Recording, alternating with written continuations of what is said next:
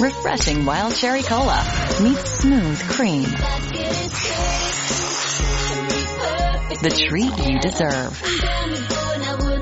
Pepsi Wild Cherry and Cream. Treat yourself.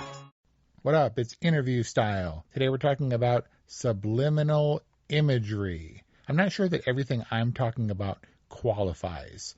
I'm talking about The Haunting of Hill House, which you haven't seen because you don't watch TV, but also movies like The Exorcist, where you get a glimpse in a couple of different scenes of Pazuzu, who ultimately comes to pay Reagan an unwanted visit.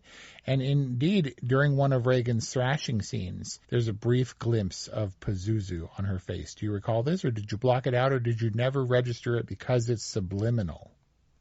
I don't think I ever registered that specific Reagan Pazuzu moment. I don't think I brought it up in our discussion of Longlegs, available at orwhatevermovies.com or wherever you get podcasts. There were a dozen horned devil demon images throughout that movie that I don't think I ever brought up, and I don't believe you ever saw. So the definition of subliminal, of course, being below the threshold of sensation or consciousness, something that we perceive in a film that we're not perceiving consciously, but is there. And not even visually, yes. You're talking about stuff that we're perceiving on a subconscious level that may or may not be visible. I forget what movie it was. There's a low bass rumble that is meant to make you nauseous, that it's meant to make you feel anxious. And I'm like, that's kind of a dirty trick. Like, you're manipulating me psychologically. And I wondered...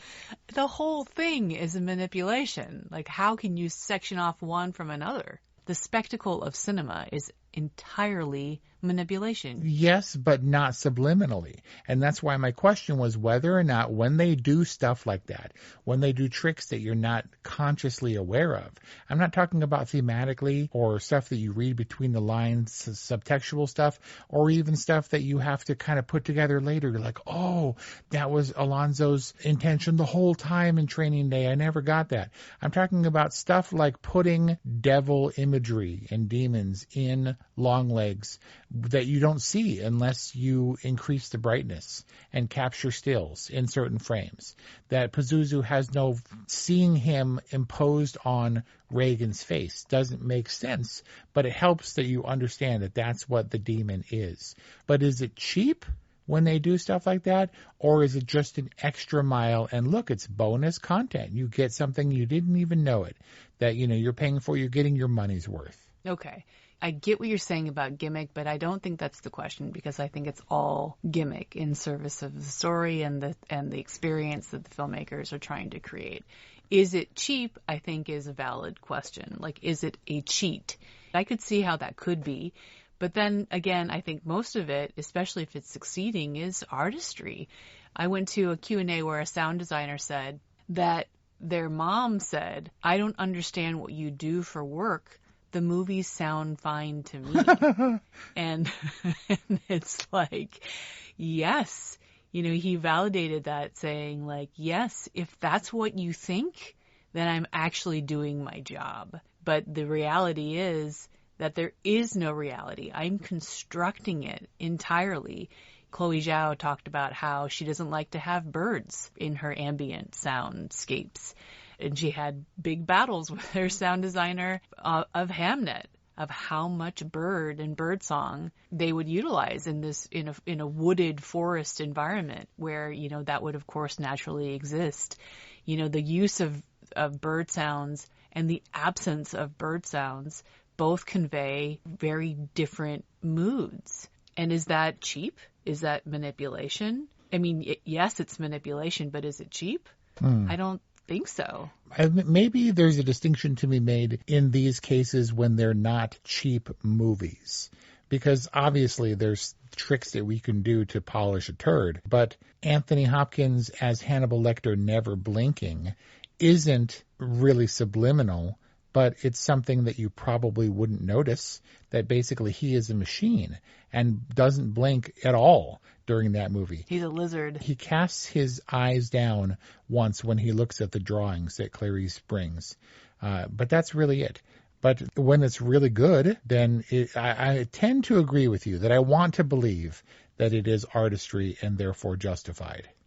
There's so much that's happening subtextually and subconsciously that we're not supposed to register. And when the story really works, we're not aware of that. But when a story doesn't work, then maybe those things are kind of brought into relief. I mean, it makes sense to me.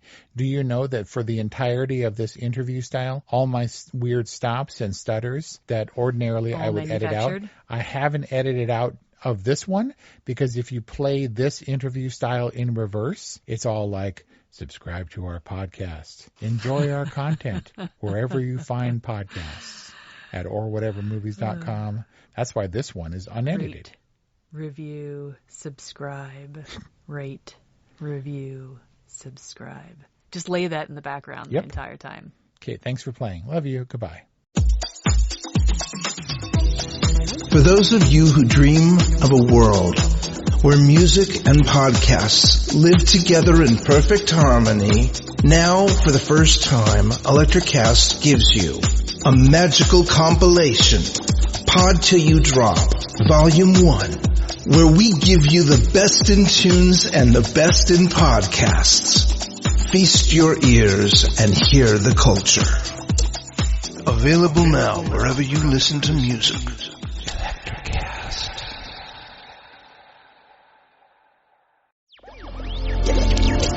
Electricast.